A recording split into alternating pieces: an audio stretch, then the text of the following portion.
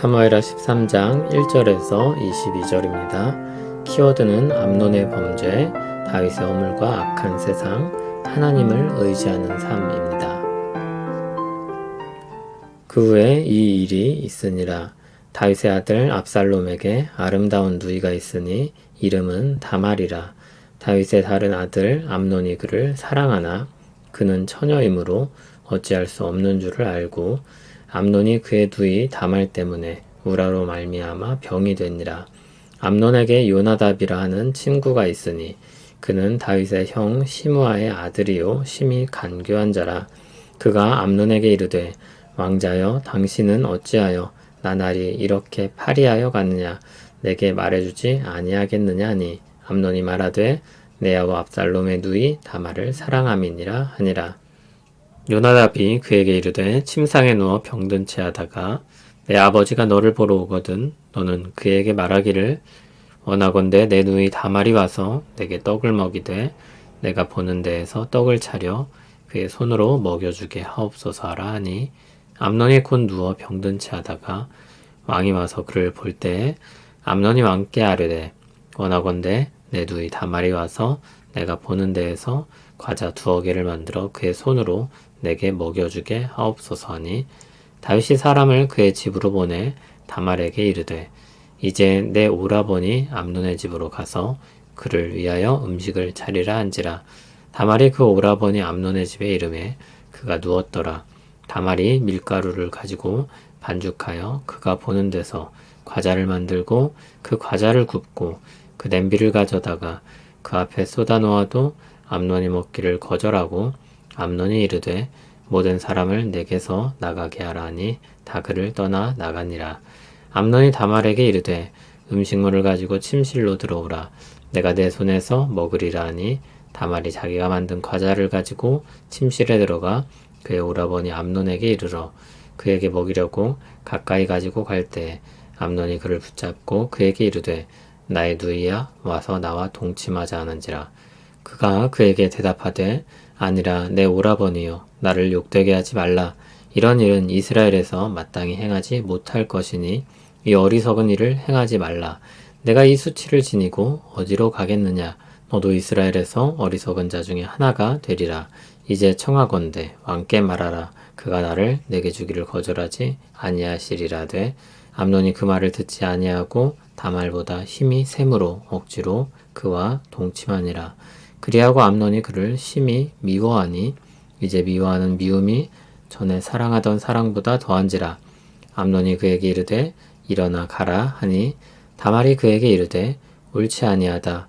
나를 쫓아보내는 이 큰 악은 아까 내게 행한 그 악보다 더하다 하되 암논이 그를 듣지 아니하고 그가 부리는 종을 불러 이르되 이 계집을 내게서 이제 내보내고 곧 문빗장을 지르라 하니 암논의 하인이 그를 끌어내고 곧 문빗장을 지르니라. 다말이 채색 옷을 입었으니 출가하지 아니한 공주는 이런 옷으로 단장하는 법이라. 다말이 재를 자기의 머리에 덮어쓰고 그의 채색 옷을 찢고 손을 머리 위에 얹고 가서 크게 울부짖으니라. 그의 오라버니 압살롬이 그에게 이르되 내 오라버니 암논이 너와 함께 있었느냐.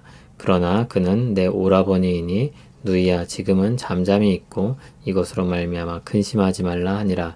이에 다말이 그의 오라버니 압살롬의 집에 있어 처량하게 지내니라.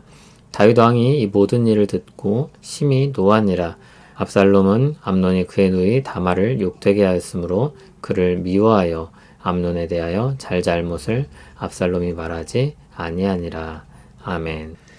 다윗의 죄로 인한 문제들이 나옵니다. 다윗의 아들 압살롬에게 다말이라는 여동생이 있었습니다. 그런데 다윗의 아들 암논이 다말을 마음에 품고 있었습니다. 암논은 다말과 배다른 남매였습니다. 모두 다윗의 자식이지만 엄마가 달랐던 것이죠. 암논은 얼마나 다말을 원했는지 병이 났다고 했습니다. 그런 그에게 한 친구가 조언을 합니다. 요나답이라는 친구인데 간교하다고 소개되고 있습니다. 4절을 보면 왕자여 이렇게 부르면서 암논에게 말합니다. 뭐든지 얻을 수 있는 당신이 어찌 이렇게 누워있냐는 것입니다. 요나답은 암논에게 꾀를 내줍니다. 다윗에게 다말을 보내달라고 요청하고 그를 취하라는 것입니다. 그때나 지금이나 범죄입니다.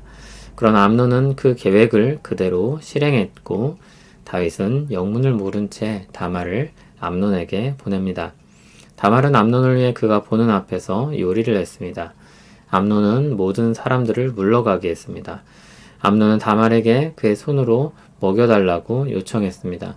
다말이 그의 악한 뜻도 모르고 원하는 대로 하였고 암논은 그때를 놓치지 않고 다말을 취하려고 합니다.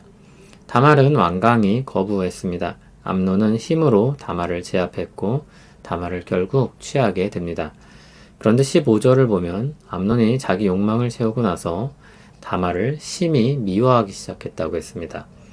앞에서 암논이 다말을 사랑한다고 했지만 그의 사랑은 사실 사랑이 아니었던 것입니다. 그저 정욕에 불과했습니다.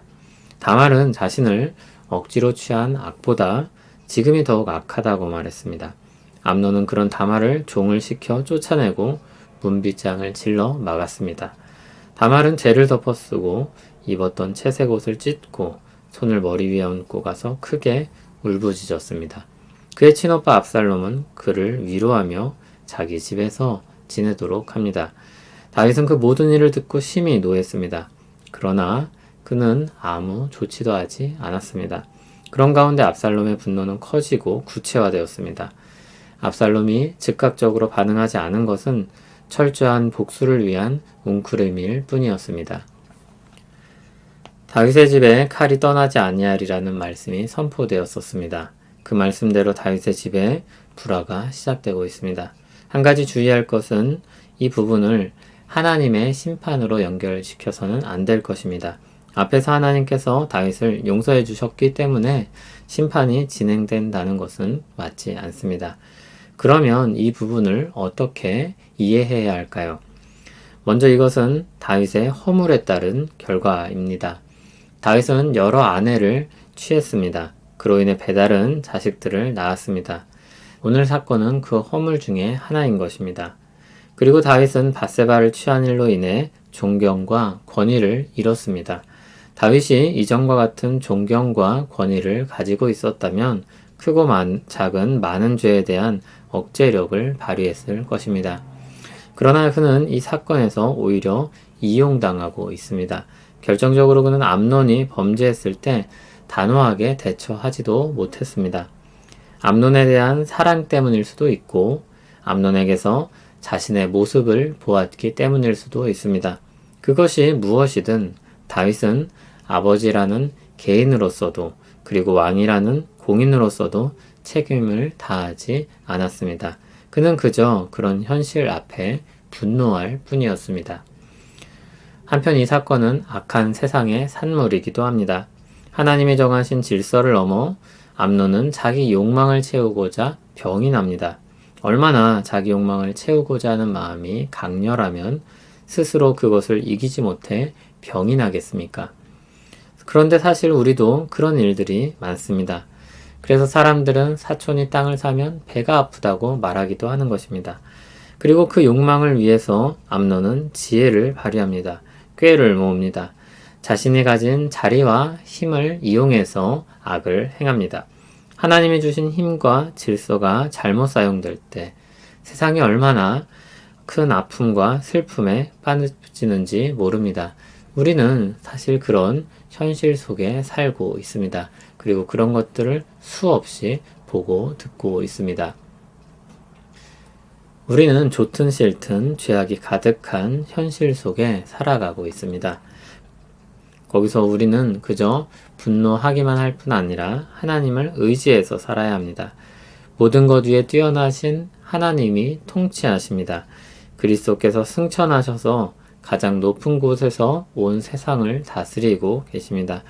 그러므로 우리는 그분의 백성으로 살아야 할 것입니다. 그분의 백성으로 산다는 것이 무엇일까요? 첫째로 하나님 백성으로서 그 질서를 따라 바르게 살아가기에 힘쓰는 것입니다.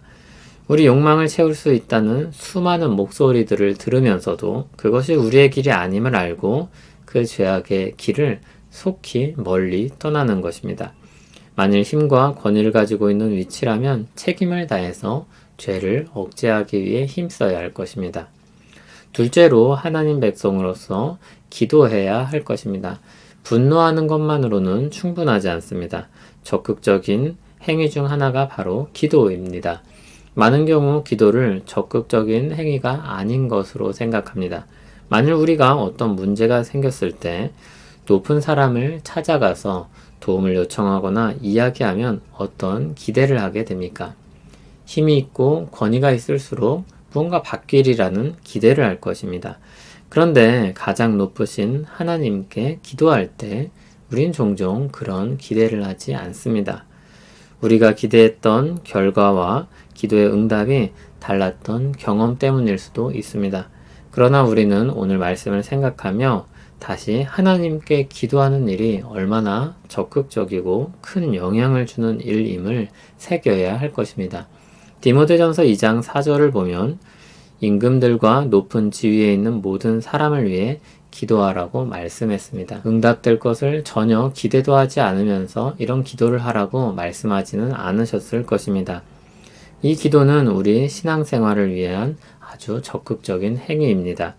우리 자신과 우리 자녀들이 자유롭고 평안히 신앙을 지키고 살 수 있도록 하기 위함입니다. 우리 욕망을 채우기 위한 것이 아닙니다. 무조건적으로 높은 사람들이 잘 되라고 하는 것도 아닙니다. 하나님은 신자들의 이런 기도를 통해서도 이 땅을 다스리십니다. 그리고 그것을 기뻐하십니다. 셋째로 우리가 죄악된 세상에 살고 있음을 인정해야 할 것입니다. 믿음은 세상의 악을 외면하고 회피하지 않습니다. 그렇다고 주님 오실 날 이루어질 일들을 오늘 내가 이룰 수 있는 것처럼 자만하지도 않습니다. 그 사이에서 하나님을 의지하며 견디는 것입니다. 인내하는 것입니다. 그리고 주님의 날을 소망하는 것입니다. 하나님의 백성으로 살며 이 땅에 주님의 은혜가 있기를 간절히 소원합니다. 우리는 주의 백성입니다. 주님 뜻과 질서를 따라서 열심히 살게 하시며 주님의 통치를 통해 높은 사람들이 제 기능을 하게 하옵소서. 그들을 통해 죄가 억제되게 하시고 자유로이 진리를 전할 여건이 마련되게 하시고 그리 아니하실지라도 우리는 여전히 하나님을 섬기게 하옵소서. 주님의 날을 소망하며 인내하게 하옵소서. 예수님 이름으로 기도합니다. 아멘.